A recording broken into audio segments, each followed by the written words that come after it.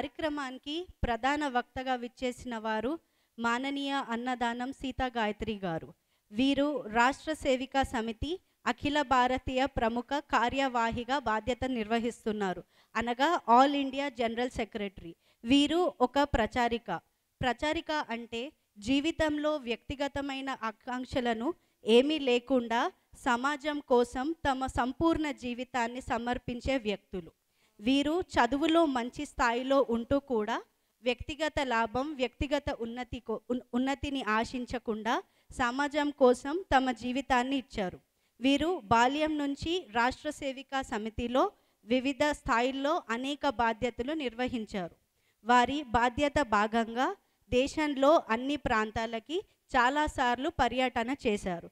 అలాగే వీరు విదేశాల్లో కూడా పర్యటన చేసి అక్కడి కార్యకర్తలకు మార్గదర్శనంగా నిలిచారు. వారు 3 భాషల్లో అనగా తెలుగు, హిందీ మరియు ఇంగ్లీష్లో అనర్గళంగా మాట్లాడగలరు. వారు ఈరోజు మన ఈ కార్యక్రమానికి రావడం మన అదృష్టం. వారిని సత్కరించాల్సిందిగా ధరణి గారిని కోరుతున్నాను.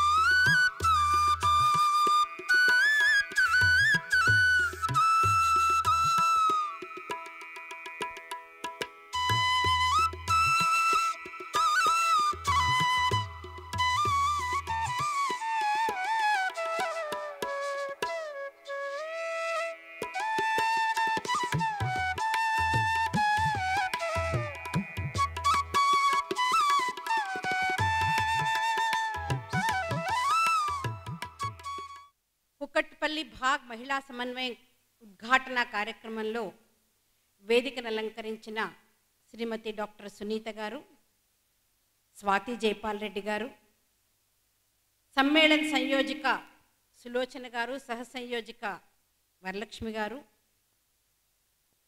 ఈ కార్యక్రమ సంయోజిక భవాని గారు, భారతి సేవకు వడివడిగా తరలివచ్చిన మాతృమూర్తులందరికీ నమస్సుమాంజలి.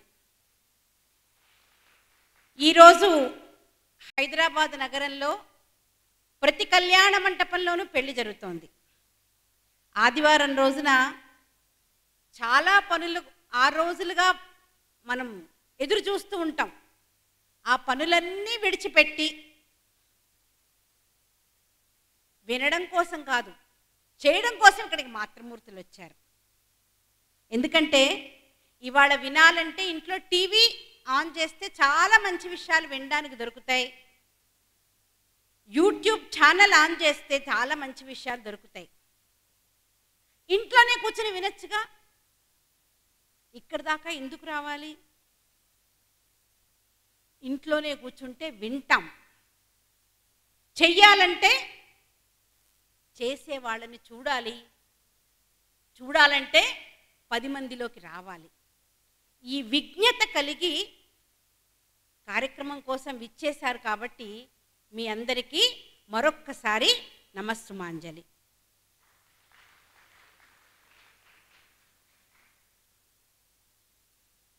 ఇప్పుడే మనం ఒక మంచి వైయక్తిక గీత్ విన్నాం. భావదాస్యపు శృంఖలు తొలగించుకొని సేవ చేయడానికి వడివడిగా రమ్మని పాటలో చెప్పారు. భావదాస్యపు శృంఖలాలేంటి?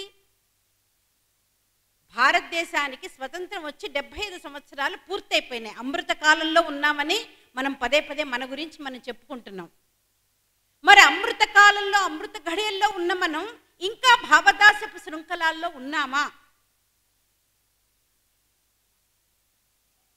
అని ప్రశ్నించుకుంటే ఉన్నామో లేదా కూడా తెలియని సందిగ్ధ స్థితిలో ఉన్నాం మనం. ఎందుకంటే వేదిక మీద నిలబడి మహిళల గురించి మాట్లాడాలి అంటే తరచుగా మాట్లాడే విషయాలు ఏంటి, పదే పదే మనం వినే పదాలు ఏంటి అంటే మహిళలు పురుషులతో సమానమే అని చెప్తూ ఉంటారు. మరి ఇంకోవైపు చెప్తారు ప్రతిరోజు మన ఉదయం నిద్రలేచిన తర్వాత పేపర్ చదవాలి అని చెప్పి పేపర్ తీస్తే ఏ ఒక్కరోజు కూడా న్యూస్ పేపర్ మహిళల మీద అత్యాచారాలు జరగనటువంటి వార్త లేని పేపరే ఉండదు. గృహహింసకి లోనవని ఆడవాళ్ల గురించిన వార్త లేని పేపర్ ఉండదు. ఇవన్నీ భారతదేశంలో ఎందుకు జరుగుతున్నాయి? మనం మన గురించి చెప్పుకుంటాం. కార్యక్రమానికి వచ్చిన వెంటనే నేను ఇక్కడ కూర్చున్నాను, వేదిక మించి మైక్లో చెప్తున్నారు ఈ కార్యక్రమం ప్రస్తావన. ఎత్ర నార్యస్తు పూజ్యంతే రమంతే తత్ర దేవతా అని. ఎక్కడైతే స్త్రీలు పూజింపబడతారో అక్కడ దేవతలు నివసిస్తారు అని చెప్పి అనుకునే ఈ దేశంలో మరి ఇవన్నీ ఏంటి? ఒక రకంగా కాంట్రవర్షియల్, ప్రపంచంలో మరే దేశంలో లేనటువంటి ఈ నినాదాలు, శ్లోకాలు, సుభాషితాలు మన దగ్గర చాలా ఉన్నాయి. మనమే చెప్పుకుంటాం, రాష్ట్రస్య సుదృఢ శక్తి సమాజస్య చ ధారిణి భారతే సంస్కృత నారి మత నారాయణి సదా. ఇక్కడ రాష్ట్రము అంటే ఆంధ్రప్రదేశ్ తెలంగాణ రాష్ట్రం కాదు, జాతి అన్న ఉద్దేశంతో చెప్పబడిన సంస్కృత పదం రాష్ట్రం. రాష్ట్రానికి దృఢమైనటువంటి శక్తి అంటే జాతికి దృఢమైన శక్తి సమాజాన్ని ధరిస్తుందట. అంత గొప్ప శక్తి ఉన్నటువంటిది ఎవరికి అంటే నారీ, తల్లికి, మహిళకి అంత శక్తి ఉంది. కాబట్టి భారతదేశంలో ఆవిడని నారాయణి అని పూజిస్తారు అని చెప్పుకుంటున్నాం. మరి అలా పూజించబడేటువంటి ఈ దేశంలో ఈ విపరీతమైనటువంటి పరిస్థితులు ఏంటి, ఎందుకు వచ్చాయి అంటే, ఒక్కసారి మన గురించి మనం ఆత్మావలోకనం చేసుకోవాలి. అసలు భావదాస్యము శృంఖలాలు కట్టినటువంటి దాస్యం కాదు, ఆలోచనల్లో బానిసత్వం ఎక్కడుందో లోపలికి తరచి చూసుకోవాలి. భారతీయ ఆలోచన విధానం ప్రకారంగా, భారతీయ చింతన్ అంటాం హిందీలో, సంస్కృతంలో, అసలు మహిళ ఏంటి, మహిళ స్థాయి ఏంటి అన్న విషయాలను మనం మర్చిపోయేసరికి ఈ విపరీతమైన పరిస్థితులు వచ్చాయి.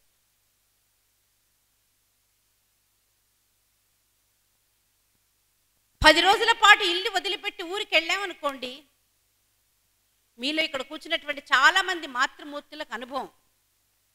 ఇంట్లో ఎవరూ లేకుండా తాళవేసి వెళ్తే ఒక రకం, ఇంట్లో కొద్దిమంది మనుషులు ఉన్నారు కానీ రోజు ఇల్లంతా సర్దుకునే అలవాటు లేని వాళ్ళు ఉన్నారనుకోండి, వచ్చిన తర్వాత అమ్మలకి ముందు ఏ పని ముందు చేయాలో అర్థం కానంత గడబడగా ఉంటుంది. ప్రశాంతంగా 10 నిమిషాలు కూర్చుని మంచినీళ్ళు తాగి ఆలోచిస్తే తర్వాత మెల్లిమెల్లిగా సర్దుకుంటాం. ఇవాళ మనం ఇక్కడ 10 నిమిషాలు కూర్చున్నది ఎందుకంటే, 10 నిమిషాలు కాదు, ఒక 2-3 గంటలు కూర్చునేది ఎందుకంటే, ఏ పని తర్వాత ఏ పని చేస్తే ఈ భావదాస్యంలోంచి మనం బయటకు వస్తామో ఆలోచించుకోవాల్సినటువంటి తరుణం ఇప్పుడు ఆసన్నమైంది. అంటే సమయం వచ్చింది. ఇది ఆలోచించుకుంటే కానీ భారతీయ సేవ కోసం మనం వడివడిగా అడుగులు ముందుకేయలేం.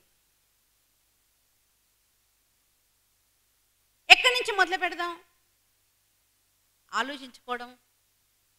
మొట్టమొదటి చర్చనీయాంశం ప్రశ్న, మహిళలు సురక్షితంగా లేరు. ఆడపిల్లని బయటికి పంపించినప్పటి నుంచి ఇంటికి వచ్చేదాకా భయంగా ఉండాల్సిన పరిస్థితి. దానికి చదువుతో, వయస్సుతో, విజ్ఞతతో దేంతో కూడా సంబంధం లేని విషయం.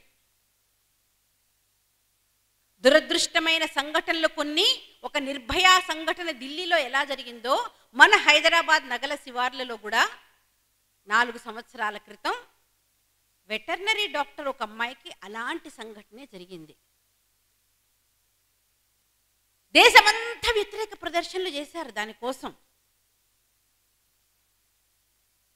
ఎందుకు జరిగింది అని ప్రశ్నించుకుంటే సమస్యకి పరిహారం ఏంటి, పరిష్కారం ఏంటి? ఆ దుష్ప్రయత్నం చేసినటువంటి అబ్బాయిలని ఎన్కౌంటర్ పేరుతోటి కాల్ చేస్తే సమస్య పరిష్కారం అయిపోయిందా? మన పౌరాణిక కథల్లో రక్తబీజుడి కథ విన్నాం మనం. కాళికాదేవి సంహారం చేయాలనుకుంటే రక్తబీజుడు ఒక్క రక్తపు చిందు నేల మీద పడితే అందులోంచి ఇంకో రక్తబీజుడు పుట్టుకొచ్చాడు. అలా చంపేసినంత మాత్రాన సమస్యకి పరిష్కారం కాదు అనేది మనందరికీ తెలిసిన విషయం. మరి పరిష్కారం ఏంటి? చదువుకున్న అమ్మాయి, డీసెంట్గా డిగ్నిఫైడ్గా బట్టలు వేసుకునేటువంటి అమ్మాయి, ఆ అమ్మాయిలో లోపం ఏంటి?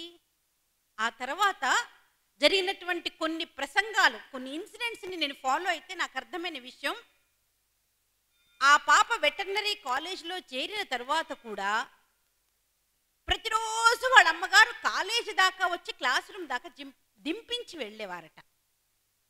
క్లాస్మేట్స్ ఆ అమ్మాయితో చదువుకున్న అబ్బాయిలు చెప్పారు, 1 సంవత్సరం గడిచిపోయిన తర్వాత మేము వాళ్ళ అమ్మగారికి చెప్పాము, ఆంటీ మేమందరం చెడ్డవాళ్ళం కాదు, మా క్లాస్మేట్ని ఎలా గౌరవించాలో మాకు తెలుసు, మీరెందుకు ప్రతిరోజు తన కోసం కాలేజ్ దాకా వచ్చి దింపిస్తారు, తనని ఒంటరిగా వచ్చే అలవాటు చెయ్యండి అని.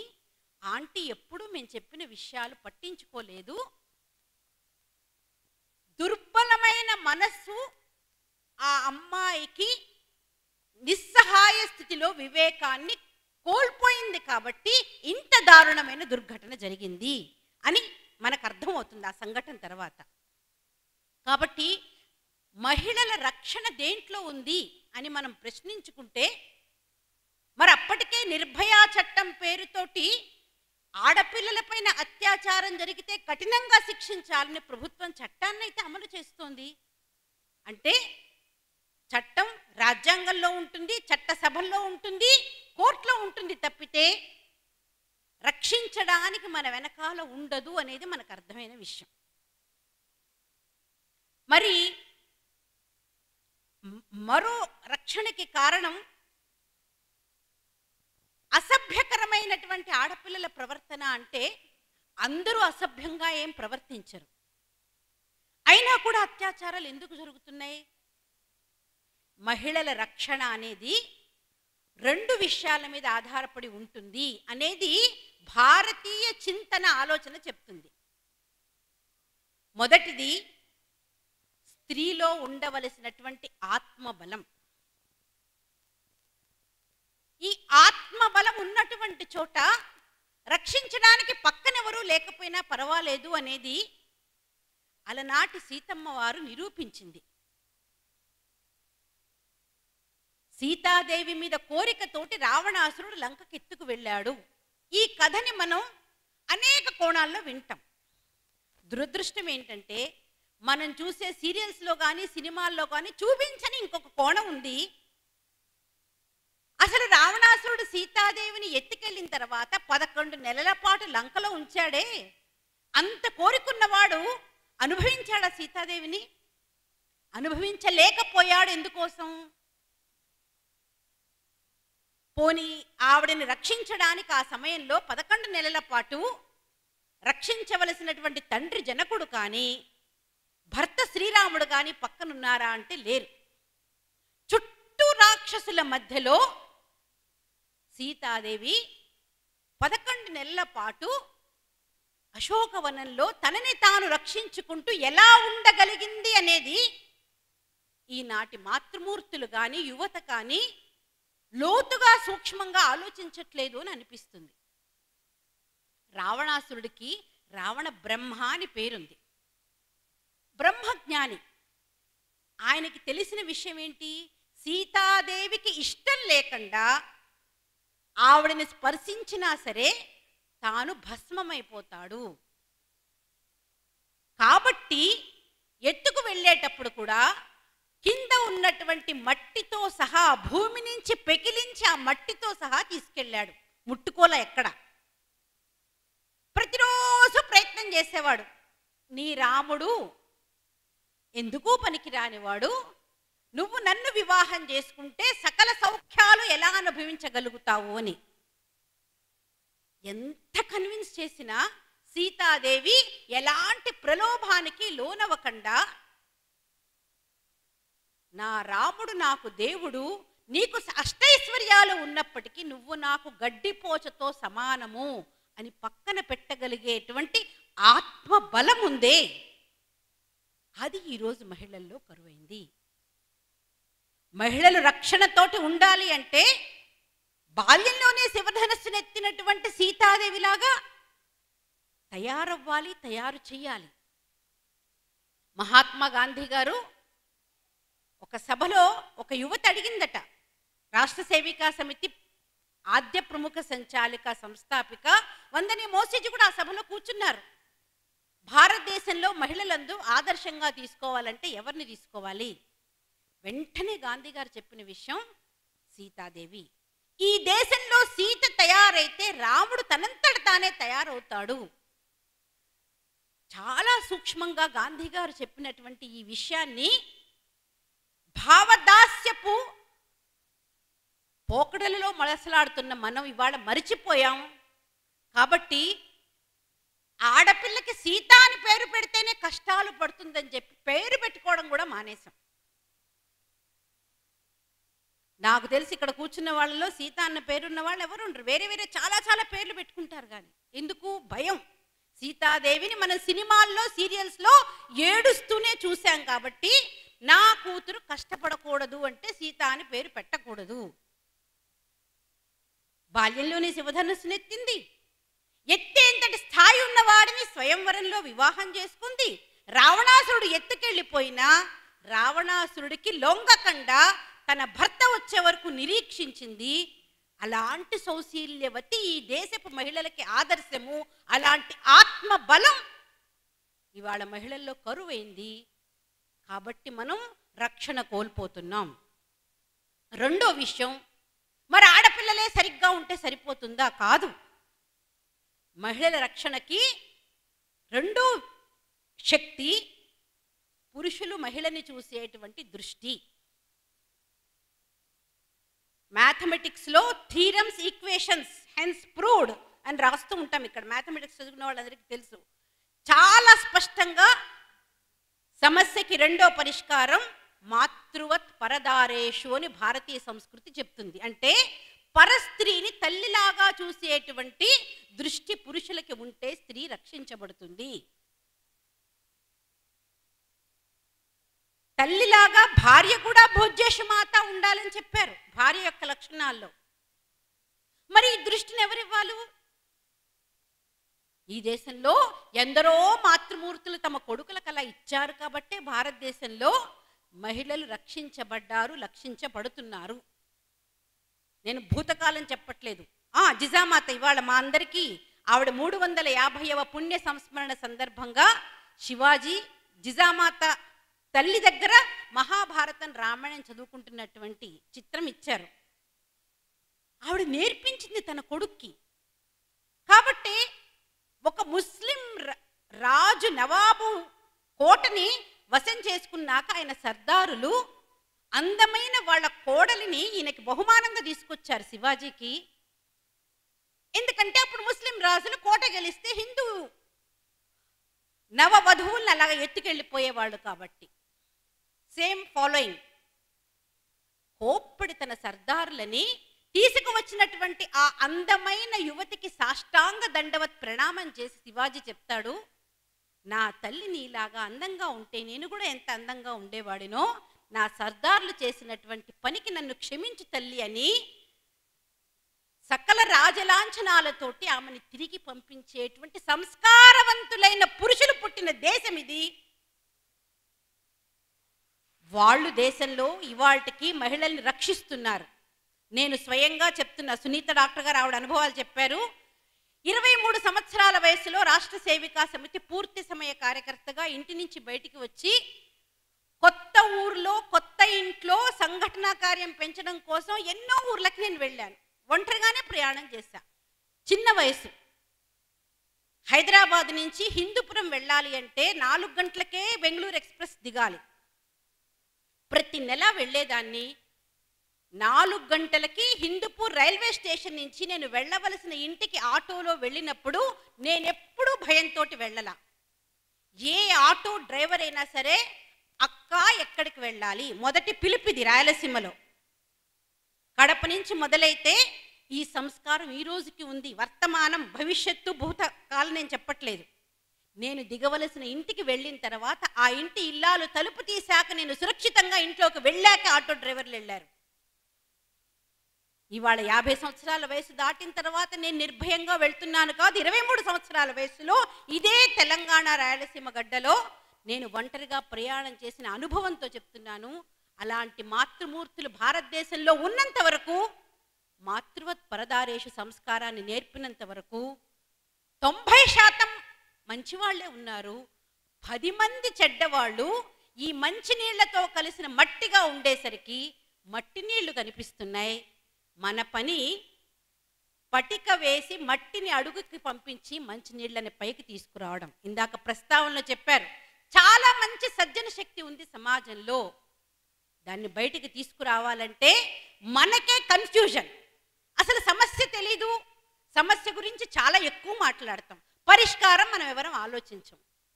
భారతదేశంలో మహిళలు సురక్షితంగా ఉండాలంటే పరిష్కారం ప్రతి స్త్రీలో, ప్రతి యువతిలో, ప్రతి బాలికలో సీతాదేవి, ద్రౌపది లాంటి ఆత్మబలం కావాలి.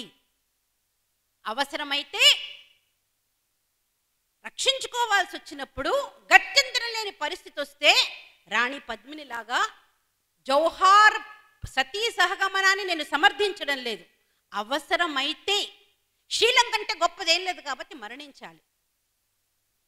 ఆశ్చర్యం వేస్తుంది నాకు. నేను ఉదయపూర్ వెళ్ళినప్పుడు అక్కడ ఒక మ్యూజియంలో రాజస్థాన్ మహిళల గురించినటువంటి చిత్రఫలకాలు చూస్తూ ఉంటే స్కోర్స్ అండి, ఒక్కొక్క ఫోటో చూస్తూ ఉంటే నేను అసలు ఆలోచనలో పడిపోయా.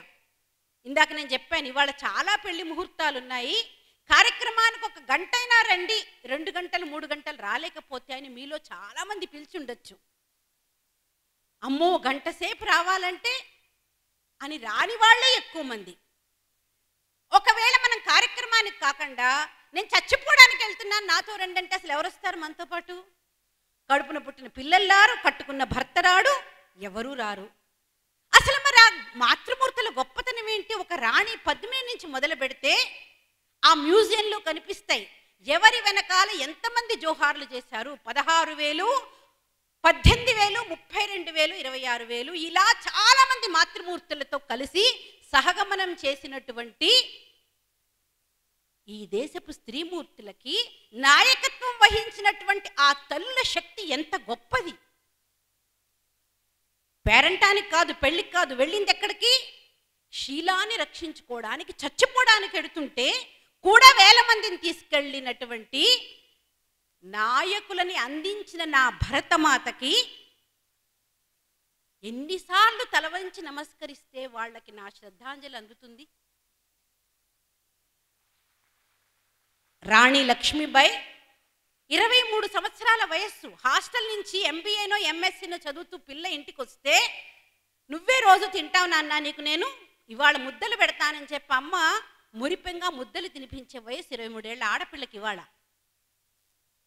13 ఏళ్లకే పెళ్ళయింది. శ్రావణ మంగళవారం నోముల పేరుతోటి ఆడవాళ్ళందరూ ఇంటికి వస్తే వాళ్ళలో సైన్యాన్ని తయారు చేసింది, యుద్ధం చేసింది, 2 చేతులు తెగిపోయి గుర్రం నడవలేని స్థితిలో ఉంటే బ్రిటిష్ సైనికులు వెనకాల తరుముతూ ఉంటే బాబా గంగారాం ఆశ్రమానికి వెళ్ళి ఆవిడ చెప్తుంది, నా వెనకాల తరుముకొస్తున్న సిపాయిల చేతికి నా చచ్చిపోయిన ఈ శరీరాన్ని అందనివ్వకుండా నేను ప్రాణం విడిచిన మరుక్షణం నన్ను తగలబెట్టండి స్వామి అని. ఝాన్సీ లక్ష్మీబాయి యుద్ధం చేసి గొప్ప కాదు, చచ్చిపోయిన తర్వాత కూడా తన శరీరాన్ని శత్రు సైనికుల చేతికి అందివ్వనటువంటి ఆ శీల చారిత్రకి ఆభా ప్రకాశం ఉంది కదా, అది నా భారతదేశ చరిత్ర. ఆ చరిత్రనే చదువుకొని భావదాస్యంలో ఇవాళ యువత మగ్గిపోతుంది. వాళ్ళని కళ్ళు తెరిపించేటువంటి ఆచార్యులు లేరు, అమ్మలు లేరు. మరి వీళ్ళు అత్యాచారాలకు గురవకుండా ఎలా ఉంటారు? నా వారసత్వ సంపద మనం ప్రతిజ్ఞలో చెప్పుకుంటాం, వారసత్వ సంపద ఏంటో తెలీదు. ఒకవేళ నాకు పెళ్ళైనాక నేను తిరిగి వచ్చేస్తే నాకు ఎన్ని ఫ్లాట్లు వస్తాయి, ఎంత పొలం వస్తుంది, ఎంత బ్యాంక్ బ్యాలెన్స్ వస్తుందన్న పిచ్చి ఆలోచనల వారసత్వ సంపద అందించే అమ్మలందరికీ ఒక్కసారి నా మనవి, ఒక జిజామాత, ఒక రాణి పద్మిని, ఒక రాణి లక్ష్మీబాయి, సీతాదేవి కథలని చదవండి, నేర్పండి. అప్పుడు సమానత్వం కోసం పోరాడాల్సిన అవసరమే లేదు. మా నాన్నగారు నాకు, మా అన్నయ్యకి, మా తమ్ముడికి ఒకే రకంగా చదువు చెప్పించారు. అసలు వేరైతే కదా స్త్రీ పురుషులిద్దరు. ఆలోచనల్లోనే మనం రాంగ్ రూట్లో వెళ్తూ రూట్ డైవర్టెడ్ జీపీఎస్ చెప్తూ ఉంటుంది మనకి. అధికారం కోసం పోరాడటం, మహిళా సాధికారత, మహిళా సశక్తీకరణ, మహిళా సమానత ఇవాళ ఫ్యాషన్ టైటిల్స్ అయిపోయినాయి. వాటి గురించి మాట్లాడితే మన్ని మించినటువంటి నారీమణులు లేరు అని ఎవరికి వాళ్ళు రీల్స్లో, యూట్యూబ్ కథల్లో, ఇంకో చోట తమని తాము చూపెట్టుకునేటువంటి వ్యర్థ ప్రయత్నాలు చేస్తున్నారు అంటాను నేను. ఆర్థిక సశక్తీకరణ, ఆర్థిక స్వావలంబన మహిళా సశక్తీకరణతో సమానమా? చాలా ఎన్జిఓలు పనిచేస్తున్నాయి వాళ్ళ దేశంలో. ఏం చేస్తారమ్మా మీరు? కొవ్వొత్తులు తయారు చేస్తాం, అగరబత్తులు తయారు చేస్తాం, ఫలానా చేస్తాం. ఆడవాళ్ళు వాళ్ళ కాళ్ళ మీద వాళ్ళు నిలబడేటట్టుగా మేము చాలా ప్రయత్నం చేస్తున్నాం అంటారు. అబ్బా, డబ్బులు ఇచ్చేస్తే అందరూ కాళ్ళ మీద కాళ్ళు నిలబడిపోయి ఉన్నారా? బంగాళాల్లోకి వెళ్ళి చూడండి, కోట్ల బ్యాంక్ బ్యాలెన్స్లు ఉన్న వాళ్ళకు కూడా ఆర్థిక స్వావలంబన ఉంది, కానీ సశక్తీకరణ లేదు, సాధికారత లేదు. అసలు దాని అర్థమే మనకు తెలియదు నిజానికి. ఎందుకంటే భారతీయ హిందూ జీవన విధానం స్త్రీ పురుషుల గురించి ఏం చెప్తుందో మనం ఎప్పుడూ అర్థం చేసుకోలేదు, లోతుగా ఆలోచించలేదు. బ్రిటిష్ వాళ్ళు వచ్చి వాళ్ళ ఆలోచనలను మన దగ్గర ప్రవేశపెట్టి వాళ్ళ దృష్టిలో స్త్రీ అంటే ఉపభోగ వస్తువు, యూజ్ అండ్ త్రో. వాళ్ళ లైఫ్ జీవన విధానం ఏంటి? Eat, drink and make merry, తినండి, తాగండి, ఎంజాయ్ చేయండి. వాళ్ళకి అంతే తెలుసు జీవితం అంటే. అసలు జీవితం అంటే చతురాశ్రమ ధర్మాలు, వాటి ద్వారా చతుర్విధ పురుషార్థాల సాధన అన్నది ఆలోచనే లేనటువంటి వాళ్లతో మనం కూడా కిందికి దిగిపోయి పై అంతస్తులో ఉన్నవాళ్ళం నేను మెట్లెక్కలేకపోతున్నా అంటే. హిందూ జీవన విధానం, భారతదేశ జీవన విధానం మనకేం చెప్తుంది? ఒక మనిషిగా పుట్టిన తర్వాత మనిషి జీవితంలో సాధించవలసినటువంటిది మోక్షము, మోక్ష ప్రాప్తి, ultimate goal of the life. దానికోసం ఆత్మోన్నతి, మళ్ళీ మళ్ళీ మళ్ళీ మళ్ళీ జన్మ తీసుకుంటూ మనం అప్గ్రేడ్ అవుతూ ఉంటాం, ముందుకు వెళ్తూ ఉంటాం. ఎప్పుడో ఒకసారి చివరికి మోక్షాన్ని పొందుతాం. అయితే ఈ మోక్షం పొందడంలో వ్యక్తిగతం కాదు అని మళ్ళీ చెప్తాం. ఆత్మనో మోక్షార్థం జగద్హితాయచ. వెళ్తూ వెళ్తూ మనం ఒక్కళ్ళమే వెళ్ళడం కాదు, జగత్తుకి, సమస్త ప్రపంచానికి కూడా మంచిని చేస్తూ మనం ముందుకెళ్ళాలి. పక్కవాడిని తోసేసి మనం ముందుకెళ్ళిపోవడం కాదు మోక్షం కోసం, అప్పుడు మోక్షం రాదు. మోక్షాలి వికలాంగుల రన్నింగ్ రేసులు చూపిస్తారు చూడండి. వాళ్ళు పరిగెడుతూ ఎవరన్నా పిల్లవాడు కింద పడిపోతే నేను ముందుకెళ్ళాలని వెళ్ళిపోడు, పక్కనున్న వాడిని లేపి ఇద్దరు కలిసి పరిగెడతారు, ఫస్ట్ వచ్చినా రాకపోయినా. ఇది భారతదేశ ఆలోచన విధానం. ఆత్మనో మోక్షార్థం జగద్హితాయచ. మరి అక్కడికి వెళ్ళాలంటే ఏం చేయాలి? ధర్మబద్ధంగా అర్ధకామాలు సంపాదిస్తూ మోక్షం వరకు వెళ్ళండి అని చెప్పారు. ఇంతమంది మాతృమూర్తుల గురించి భారతదేశంలో మనం చరిత్రలో వింటూ ఉంటాం. నేను చాలాసార్లు కొద్దిమంది మహిళల్లో కూర్చున్నప్పుడు అడుగుతూ ఉంటా, అసలు ఏ మహిళైనా మోక్షం పొందింది అని మీరు ఎవరి గురించైనా చెప్పగలరా? గొప్ప గొప్ప విదుషీమణుల గురించి మనం చాలా పెద్ద భారతదేశంలో ఫలానా వాళ్ళు జన్మించారు అని చెప్తూ ఉంటాం. మరి వాళ్ళకి మోక్షం వచ్చిందా? ఒక్కసారిగా నిశ్శబ్దం ఆవరిస్తుంది. చాలా గొప్ప పనులు చేశారని చెప్పే వాళ్ళకి మోక్షం వచ్చిందో రాదో మనకు తెలీదు. అంటే స్త్రీలకి మోక్షం లేదా? ఒక్కళ్ళకే లేదా? ఇక్కడ స్పష్టీకరణ అవసరం. ఇవన్నీ ఈ సమానత, సాధికారత, సశక్తీకరణ, స్వావలంబన వీటన్నిటితోటి ముడిపడి ఉన్న ఒకటే ప్రశ్న. హిందూ ఆలోచన విధానం ప్రకారం స్త్రీ పురుషులిద్దరూ ద్విదళము వంటి వారు. శనగ్గింజ, పల్లి గింజ నీళ్లలో నానబెడితే ఏమవుతుంది? ఉబ్బి 2 రోజులకి దాంట్లోంచి చిన్న మొలకొస్తుంది. శనగ గింజ ఒకటా రెండా? ఒకటే. అంకురం ఇవ్వడం కోసం అది విడిపోతుంది అంతే. మళ్ళీ వచ్చాక దానికి ఇంకో శనగ్గింజ వస్తుంది. స్త్రీ పురుషులిద్దరూ ఏకాత్ములు. కాబట్టి ఒక్క గింజతోటి మొలక రాదు, ఒక్క బద్దతోటి, బద్ద అంటాం మనం దాని తెలుగులో, గింజ రెండు కలిపింది. ఈ ఇద్దరూ కలిసినటువంటి జీవితం, ఈ ఏకాత్మ జీవితం మరి మోక్షానికి ఎలా వెళ్తుంది అంటే, ఒకవేళ మరి భర్త చనిపోతే వాళ్ళకి ముందు వచ్చేస్తుందా? మోక్షం రాదు. కలిసి ప్రయాణం చేస్తున్నాం, అరుణాచలం ప్రదక్షిణ 18 కిలోమీటర్లు కాలినడకన వెళ్ళాలి. నా స్పీడ్ 100, నా వెనకాల నా స్నేహితురాలు, భర్త ఉన్న వాళ్ళైతే భర్తో కొడుకో ఎవళ్ళో వాళ్ళు 80 స్పీడ్లో వస్తున్నారు. గబగబా 4 అడుగులు ముందుకే సాగుతాం, వెనకాల వచ్చే వాళ్ళని కలుపుకుని మళ్ళీ పెడతాం. మోక్షం రావాలి అంటే హిందూ చింతన ప్రకారం స్త్రీ పురుషులిద్దరూ కలిసి ఏకాత్ములైనప్పుడే, భర్తలో సమాహితమైనటువంటి భార్య, అలాంటి భార్యని సమాహితం చేసుకున్న పురుషుడు, వీళ్ళు మాత్రమే మోక్షాన్ని పొందగలరు. దీన్ని మళ్ళీ ఒకసారి మౌసీజీ కొటేషన్ ఇక్కడ నేను చెప్తాను. సీతారాముల దాంపత్య జీవితాన్ని గురించి చెప్తూ వందనే మౌసీజీ చెప్తారు, అనురూప దాంపత్యము అంటారు. అసలు ఇవాళ దాంపత్యంలో ఈ పదం గురించి బహుశా ఎవరికి తెలియదు. ఈ అనురూప దాంపత్యం ఏంటి వారు చాలా చక్కగా వివరించి చెప్పారు.